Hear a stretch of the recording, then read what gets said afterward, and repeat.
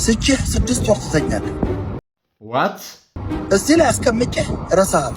የምትወደውን ምግብ እንጆይ ያረግን ያው ኢትዮጵያ ህዝብ ስለሚያውቅ የኢትዮጵያ ህዝብ ሴዶ ሪንግ ገብቶ ሲጫወት ማየት ይፈልጋል። እኔ ደግሞ 10 ሚሊዮን ብር እሰጠዋለሁ። ሰላም ጋይስ፣ የሳሞኑ ድብድብ ከስፖርተኛ አልፎ ወደ አርቲስቶች ተሸጋግሯል። ቀጣይ ሪንግ ውስጥ ኮሜዲያን ደረጀንና አርቲስት መኮንን ላቃን ልንመለከት እንችላለን።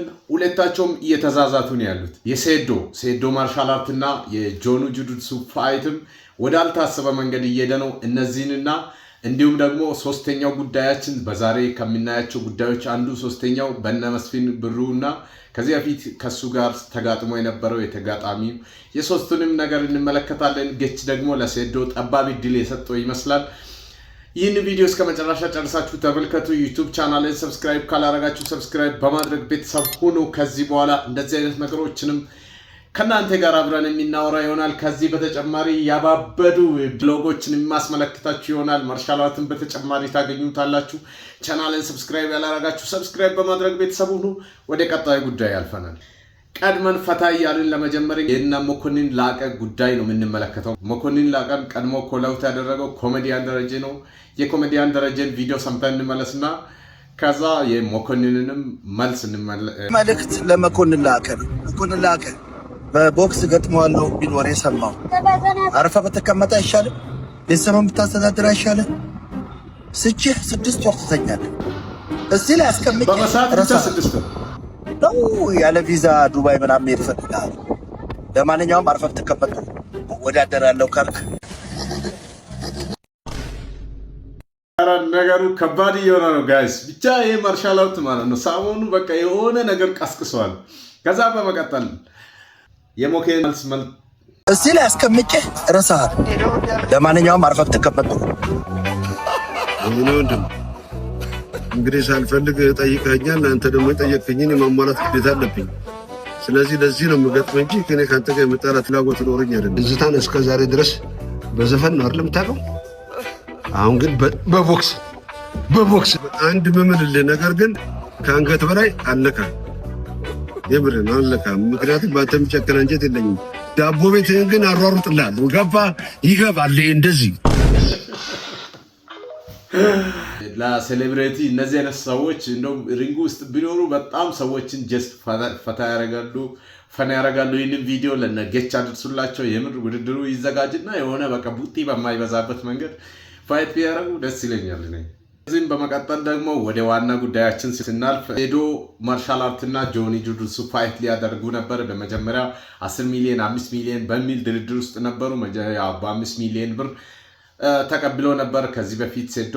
ከተቀበለ በኋላ ደግሞ ትላንትና ውል ለመፈራረም ሲሄዱ ሌላ ደግሞ አዲስ ኮንፍሊክት ተፈጥሯል ማለት ነው። ይህ ነገር የተፈጠረው ምንድነው የሚለውን ቀድሞ ቪዲዮ የሰራው አሹ ስለሆነ ካሹ እንጀምራለን ማለት ነው። ሰላም ቤተሰብ፣ ዛሬ እንግዲህ ከሴዶ ጋር ኮንትራት ለመፈራረም ወደ ጀሞ ሄጄ ነበረ። ዲቴይል በውድድሩ ላይ ስላሉ ነገሮች፣ ስለ ኮንትራት ይዘቶች፣ ስለ ብዙ ነገሮች በጣም ረዘም ላለ ሰዓት ውይይት አድርገናል። በጣም ደስ የሚል ቆይታ ነበረን እንደ ወንድም ማለት ነው። እንግዲህ ባቀረብናቸው ጥቅሞችም ላይ በተለያዩ ነገሮች ላይ መስማማት አልቻልንም። ስለዚህ አግሪመንታችን ዲል ማድረግ አልቻለም። ምክንያቱም ያው ታውቃላችሁ ፕሮሞሽን ለመስራት በቪዲዮ ላይ የተለያዩ ነገር ባጭሩ አሹ ምንድነው እያለ ያለው ልንስማማ አልቻልንም ነው። ከሴዶ ማርሻል አርት ጋር ልንስማማ አልቻልንም። የሴዶና የጆኒ ጁዱትሱ ፋይት ሊታዩት ወይም ደግሞ ልትመለከቱት አትችልም የሚል መልስ ነው የሰጠው። ይህንን በመቀጠል ደግሞ ጆኒ ፊቴ ስለሚበላሽ ከዚህ በኋላ እኔን ማንም ማስታወቂያ አያሰራኝም ብለህ ስላሰብክ ነው 10 ሚሊዮን ብር ቀድሞ ካልተሰጠኝ ብለህ እሪ ያልከው ነው ብሎ የተናገረው። ስለዚህ ፋይቱ ከሌላ ሰው ጋር ይደረጋል የሚል ነገር ተናግረዋል።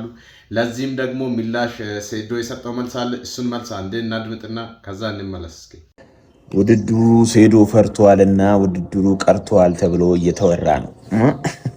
ስማ አይደለም እንደዚህ በቲክቶክ ሴዶ ፈርቷል ብለው ማስወራት አይደለም። ቂጥ ትልቅ አይደል?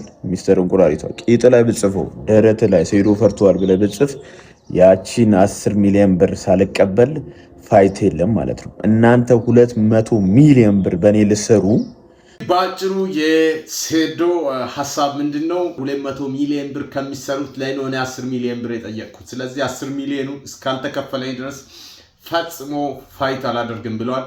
ይህም በመቀጠል ደግሞ ጌች ደግሞ አንድ ለሴዶ ጠባብ የሆነ እድል የሰጠው ይመስለኛል።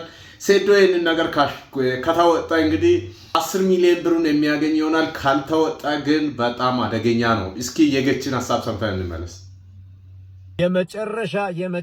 የመጨረሻ ዲል አቀርብልህ ነው። ጆኒን ገብተህ ጆኒን ካሸነፍከው ብቻ 10 ሚሊዮን ብር ሰጣለሁ። ከማኔጅመንት ጋር ተነጋግሬ 10 ሚሊዮን ብር ካሸነፍከው ብቻ የኢትዮጵያ ሕዝብ ሴዶ ሪንግ ገብቶ ሲጫወት ማየት ይፈልጋል። እኔ ደግሞ 10 ሚሊዮን ብር እሰጠዋለሁ። ግን ሴዶ ጆኒን ማሸነፍ አለበት 10 ሚሊዮን ብር ይዞ ለመውጣት። ከነገ ወዲያ ስካይላይት እንገናኝና የምትወደውን ምግብ እንጆይ እያረግን ያው ኢትዮጵያ ሕዝብ ስለሚያውቅ የምትወደውን ምግብ እየበላን እየጠጣን ቁጭ ብለን እየተነጋገርን አንተ በመታመጣው የህግ ባለሙያ ወይም ደግሞ ህግን ተከትለን ትፈርማለህ። እኛ 10 ሚሊዮን ብር ኦፈር አድርገንልሃል። ጆኒን ግን ማሸነፍ አለብህ። ጆኒን ካላሸነፍክ ምንም አይነት ብር ይዘህ አትወጣም። ጆኒን አሸንፍ። ሴዶ ካሸነፍከው 10 ሚሊዮን ብር ትቀበላለህ። ካላሸነፍከው ወደ ቲክቶክ ትመለሳለህ ነው የሚልህ።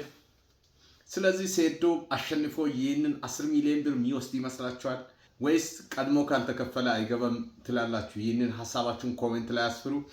በቀጣይ ደግሞ የመስፍን ብሩና የአንድ ተጋጣሚ ከዚህ በፊት ከመስፍን ጋር ተጋጥሞ የነበረውን የእሱን ጉዳይ እንመለከታለን።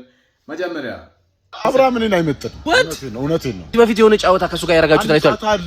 እንዴት እሱ እኔን አይመጥነኝም ሊል እንደቻለ አላውቅም። ያው እኔ ያለፈው አመት 2017 ላይ የአመቱ ኮከብ ተጫዋች ነኝ። 2016 ላይ የሩዋንዳ ላይ በተዘጋጀ ውድድር የወርቅ ሜዳሊያ አሸናፊ ነኝ። 2010 ላይ ደግሞ የወጣቶች ኦሎምፒክ ላይ አገሬን ወክዬ ሄጄ ለአገሬ ብር ሜዳሊያ ያመጣው ተጫዋች ነኝ። ከሱ ጋር ውድድሮችን አድርገናል። ከሱ ጋር ባደረግናቸው ውድድሮች አሸንፌዋለሁ፣ አሸንፎኛል። ግን እሱ ከ10 አመት በላይ የናሽናል ቲም ኤክስፒሪየንስ አለው ሆኖ ሳለ እስካሁን ግን ለሀገሩ አንድ ሜዳሊያ አላመጣም። እኔ በስፔሻል ደግሞ የዋባ ባዘጋጀው የቀበቶ ሻምፒዮንስ ናይት ውድድር ላይ እዛ ላይ የቀበቶ አሸናፊ ነኝ። የመጀመሪያ ጊዜ ነው ኢትዮጵያ በቤልት ውድድር ላይ አሸናፊ ታይትል ላይ አሸናፊ ሆንኩት። የመጀመሪያው ተጫዋች ነኝ። እሱ በምን መልኩ እኔን አይመጥንም እንዳለኝ ቢያስረዳኝ ደስ ይለኛል። ካልሆነም ደግሞ አትመጥነኝም የሚልበትን መልኩ እሱ 71 ነው፣ እኔ 63.5 ነው የምጫወተው። ኦልሬዲ ኪሎ አሁን 63 62 ነው። 67 ላይ እንገናኝና እዛ ላይ ማሽ ብናደርግና ማን እንደማይመጥ እንታይ ደስ ይለኛል። ለዚህ ውድድር ፍቃደኛ ከሆንክ 67 ላይ እንገናኝና ውድድሩን ብናደርግ ደስ ይለኛል። እንገናኛለን ብዬ አስባለሁ። ውድድሩን ትቀበላለህ ብዬ አስባለሁ። በጣም መስፍኔም እንግዲህ መልስ ሰጥቷል ለዚህ ነገር። አብርሽ ዛሬ ሞቅ አድርጎኛል። እኔም ተቀብየዋለሁ። ለሱ የቅርታ ቪዲዮ ሰርቼለት ነበረ። ከንስየዋለሁ በነገራችን ላይ ምክንያቱም ይሄ ስራ ነው። አንዳንድ አሰልጣኞች ሪከርድ ተደርጎ የተላከ እኔ ስብና ጋር መሄድ ነገር ሲነጋገሩ ስለሰማው ነው ያንን ቪዲዮ ይቅርታ ያልኩት። እንግዲህ እሱም ይቅርታ ጠይቋል። ቀጣይ አብርሃምና መስፍን ብሩ በቦክስ ይገናኛሉ ወይ የሚለው የሁላችንም ጥያቄ ነው። ሴዶስ አሸንፎ 10 ሚሊዮን ብር ይቀበላል ወይ? እነዚህን ጉዳዮች አብረን የምንመለከት ይሆናል። እንደነገርኳችሁ ነው በጣም የቪዲዮ የሆኑ ቪዲዮዎች ተዘጋጅቶላችኋል ማለት ነው። ይህንን ቻናል ሰብስክራይብ አድርጋችሁ ቤተሰብ ሁኑ። ስለቆያችሁ ከኔ ጋር እጅግ አድርጌ አመሰግናለሁ። መልካም ቆይታ ባይ